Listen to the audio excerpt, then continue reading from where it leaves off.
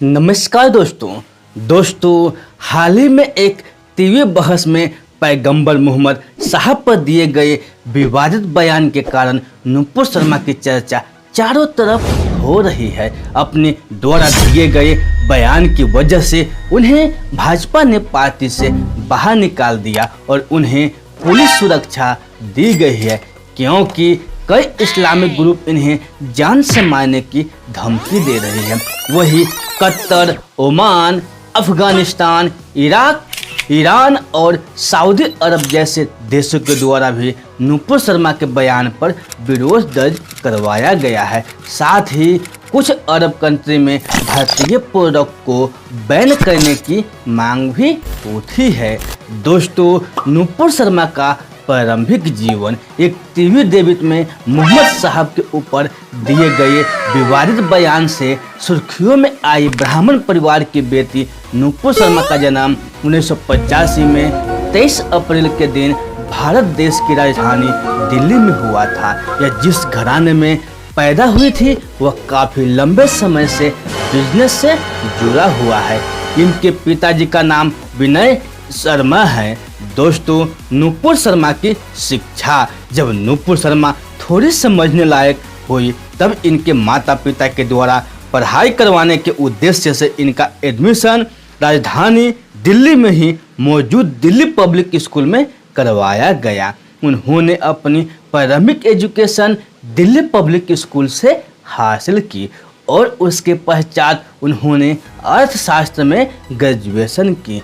Degree हासिल करने के लिए दिल्ली यूनिवर्सिटी में एडमिशन प्राप्त किया और यहाँ से डिग्री हासिल करने के पश्चात अपनी आगे की पढ़ाई करने के लिए यह ब्रिटेन चली गई। दोस्तों, ब्रिटेन में इन्होंने LLM का कोर्स करने के लिए लंदन स्कूल ऑफ इकोनॉमिक्स में एडमिशन प्राप्त किया और यहाँ से उन्होंने सफलतापूर्वक LLM की डिग्री हासिल की। दोस्तों, नुपुर शर्मा की राजनीति में रुचि। नुपुर शर्मा बचपन से ही काफ़ी तेज तर्रार थी, क्योंकि यह बचपन से ही पढ़ाई करने में काफ़ी आगे थी और पढ़ाई करने के दरमियान ही यह राजनीति में भी इंटरेस्ट लेने लग गई थी। दोस्तों, जिसके फलस्वरूप यह कॉलेज के टाइम में ही राजनीतिक बातें करने लगी थी। जब नुपुर शर्मा दिल्ली यूनिवर्सिटी में अपनी पढ़ाई कर रहे थे तब यह अखिल भारतीय विद्यार्थी परिषद में एक एक्टिव मेंबर के तौर पर भी शामिल हुई थी। दोस्तों, विद्यार्थी परिषद की मेंबर होने के साथ ही साथ इन्हें ABP के द्वारा दिल्ली यूनिवर्सिटी के अध्यक्ष का टिकट भी दिया गया था और आपको आश्चर्य होगा कि उन्होंने दिल्ली यूनिवर्सिटी के अध्यक्ष पद को भी प्राप्त करने में सफलता हासिल की थी। दोस्तों, नुपुर शर्मा बीजेपी। दोस्तों, ABP भी भाजपा पार्टी को ही सपोर्ट करने वाला एक छात्र संगठन है। इस प्रकार नुपुर शर्मा भी कॉलेज के दरमियान ही अखिल भारतीय विद्यार्थी परिषद के साथ जुड़ गई थी।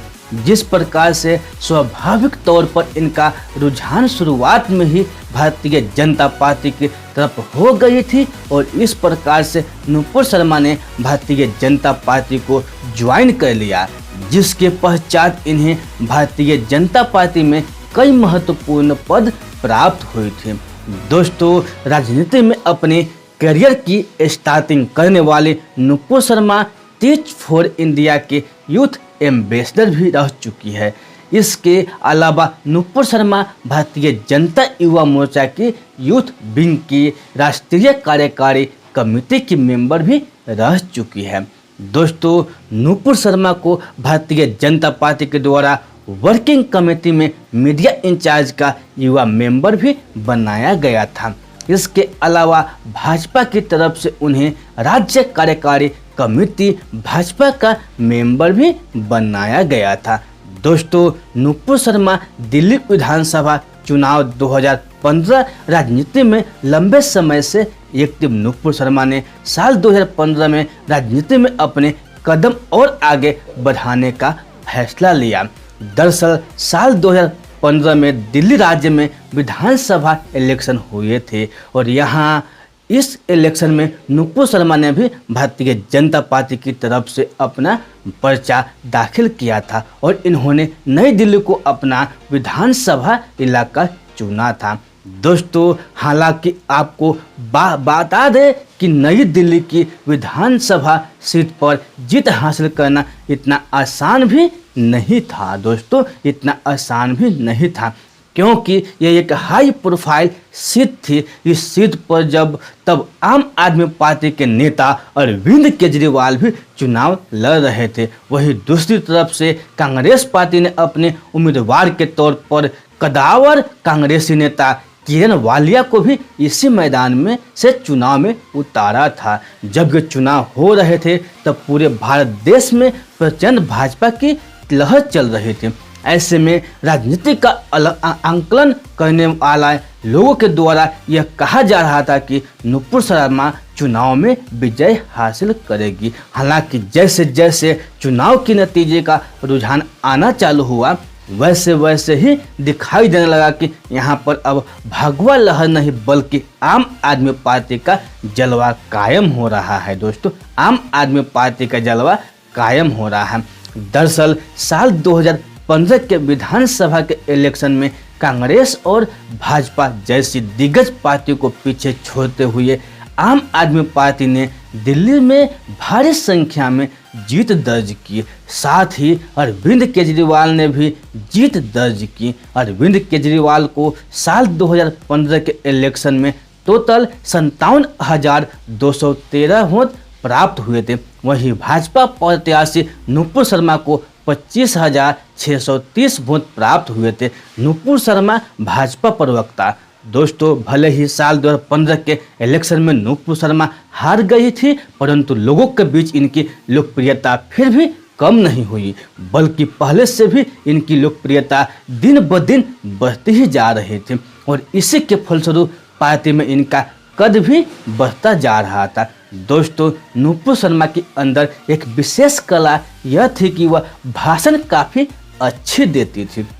साथ ही टीवी डिबेट में अपने मजबूत तथ्यों को रखकर विरोध पार्टियों के प्रवक्ताओं की बोलती बंद कर देती थी और नुपुर शर्मा की इसी खासियत को देखते हुए भाजपा हाईकमान के द्वारा इन्हें भाजपा का राष्ट्रीय प्रवक्ता बना दिया गया, जिसके बाद यह अलग अलग टीवी डिबेट में भी शामिल होना चालू हुई और भाजपा पार्टी की तरफ से अपनी बात को लोगों के सामने रखा।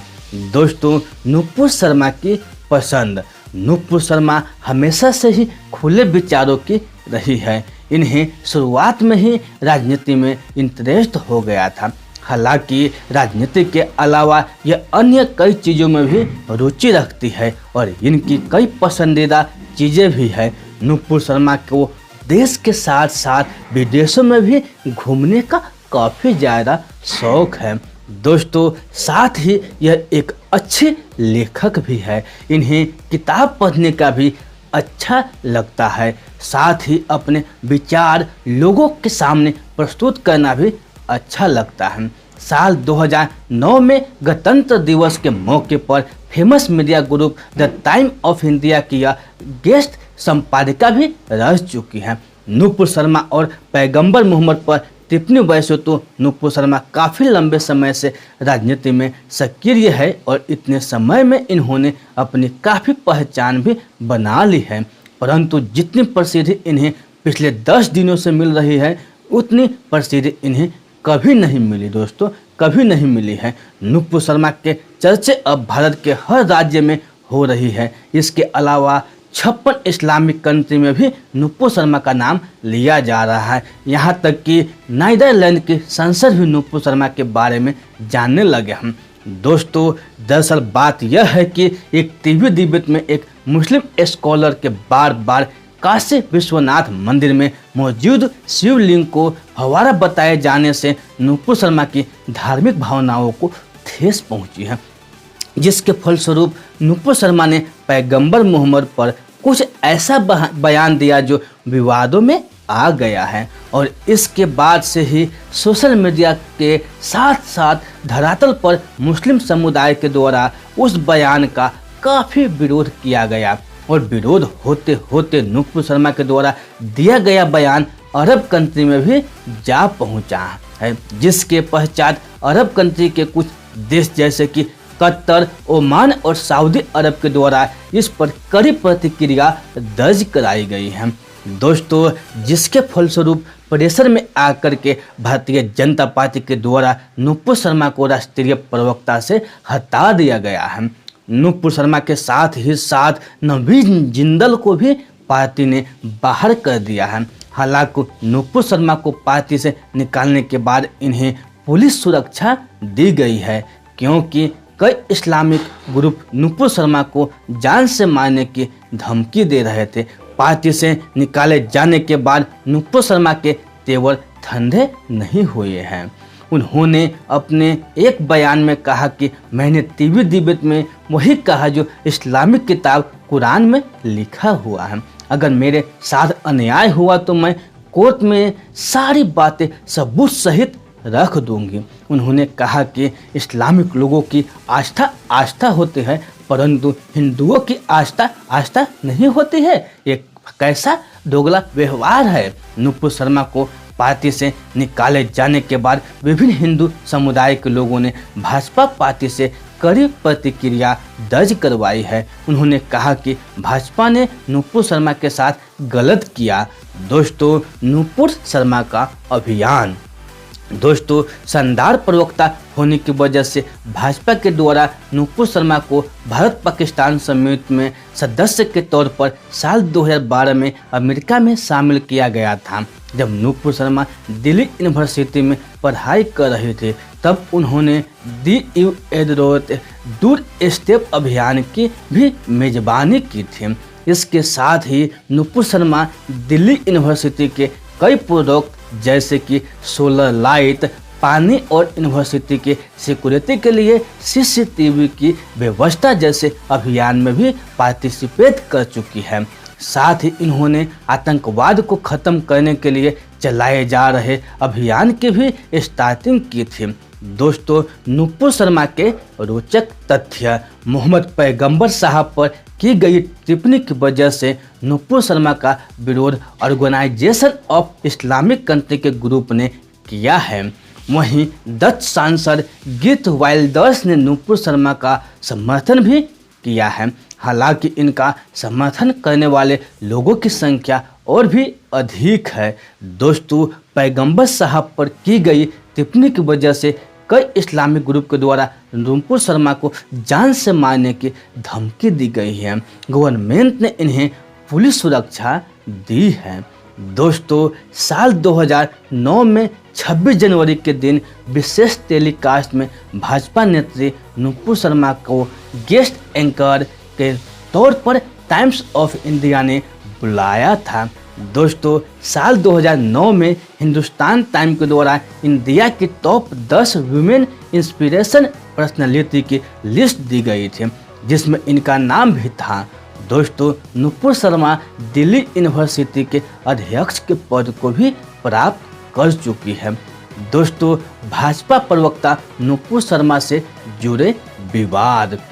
एक न्यूज़ चैनल पर भाजपा प्रवक्ता नूपुर शर्मा भाजपा की तरफ से ज्ञानवापी मामले का पक्ष रख रही थी और सामने मुस्लिम स्कॉलर भी अपना पक्ष रख रहे थे। इसी टीवी डिबेट के दरमियान मुस्लिम स्कॉलर के द्वारा बार बार शिवलिंग को फव्वारा बताया जा रहा था।